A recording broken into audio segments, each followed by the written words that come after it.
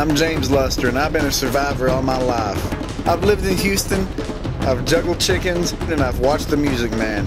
And now, I'm a crazy survivor man. Hi, today, I'm gonna be showing y'all how to survive in one of the most dangerous environments that I've ever been in. And it's a small town. In small towns, they have polar bears, they have crazy old men, and they have wild pigs, and burritos. And I'm gonna try to show you how to survive all of them. I'm gonna live off of nothing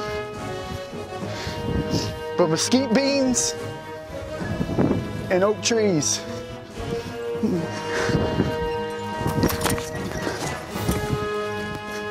It's very important to be prepared for any eventuality, and if you're ever in a small town, one of the things you're going to have to survive is the elementary school playground.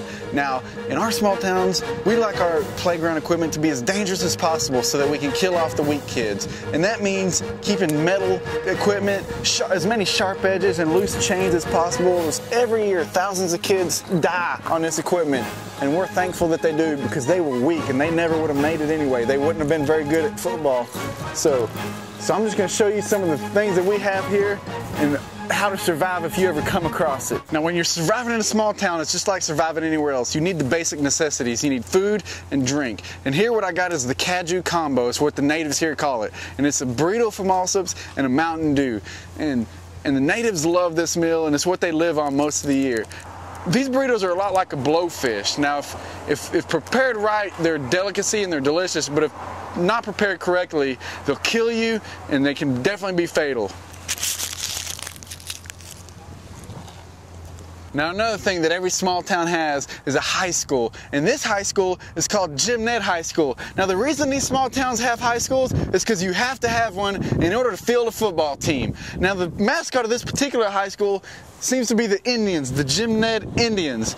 Now, a lot of the Indian tribes are flattered and honored that these high schools will name themselves the Indians, but the most powerful of all the Indian tribes is called the Aklu. And the Aklu is very offended by these symbols and these mascots, and they've taken it upon themselves to be the guardian of all the Indian tribes. And so they're fighting the honorable fight of trying to get rid of all these types of images. Every small town has got a crazy old man, and this is this town's crazy old man. And you can tell he's crazy because he's touching my nipple, and because he's got this camouflage hat on and this brown jacket, but mostly you can tell he's old because he's got this long white beard. And even though he graduated high school from here in 1938, he hasn't missed a football game or a baseball game since then. He's been to every game cheering on the home team.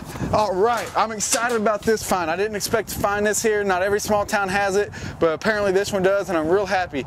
This is a storage place. People store things here, and these small town people, they'll store anything here. They store mattresses, fence posts, they might have some hog traps, some dead bodies, some cocaine, and the great thing about them, they also make really great meth labs. You can come in here, you can cook some ice, nobody will ever know until it blows up in your face. Now, this here is a pile of crap, and most likely this is polar bear crap, but it could also be from a wild pig or a dog. Now, the good thing about crap when you're surviving is that if you start a fire and you put some beans on it and then you rub the crap all over you, it'll keep the mosquitoes off. And usually you'll get some sort of disease, but it's well worth it because the mosquito bites itch. Now, one thing that I failed to tell y'all about this small town is that I'm good at surviving here because this is a small town that I'm from. And this is the very field that I played football on in high school. Now, it doesn't look that good right now because it's not football season and the Hogs have been on it, but me and Colt McCoy played football here together, and he should have won the Heisman Trophy. Me and Colt McCoy were pretty close when we grew up here. We survived in this small town off of nothing but just what the land could provide, and also food and stuff from the grocery store.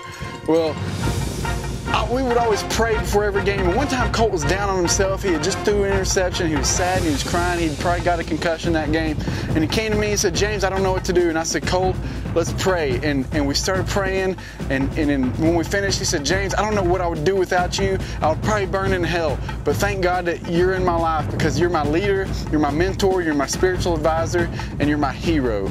This horse just reminds me of another horse I rode up on Everest one time, because I called that horse Brass Balls, and he wasn't afraid of anything. We went over the glaciers, and we traversed some passes, and he got me all the way to the top of the mountain. He got eaten by something up there. I think it was Wade, my cameraman. I think he ate my horse, but he still got all the way up there, and this horse just reminds me a lot of him because of this shoulder muscle.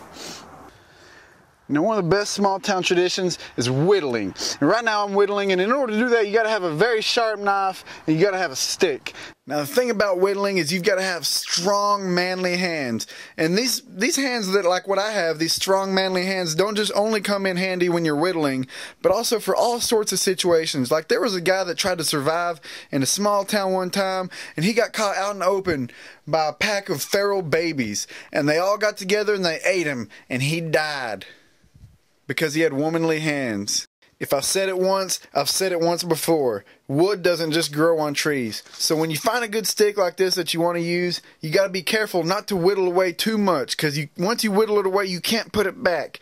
You got to be careful, you got to measure, and so you see me taking a lot of care, and I even got my tongue sticking out every now and then. That's how hard I'm concentrating.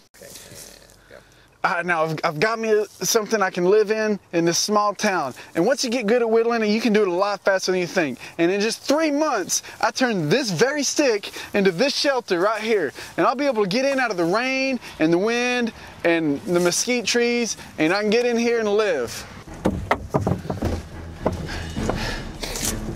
Now, small town, probably the best survival tip I can give you is that nobody here locks their doors. They all keep their doors wide open because there's not a lot of minorities that live here. Just walk into the house and go get whatever you need out of the kitchen. Come on.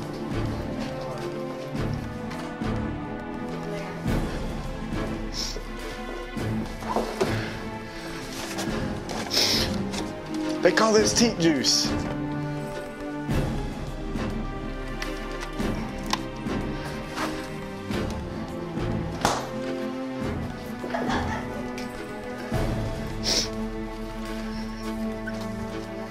These people here, they're crazy, but I can at least get some rest, and this will keep the rain off, and I haven't slept in days, and I gotta survive here, and I can just kick back and go to sleep and at least get some shut-eye in this place.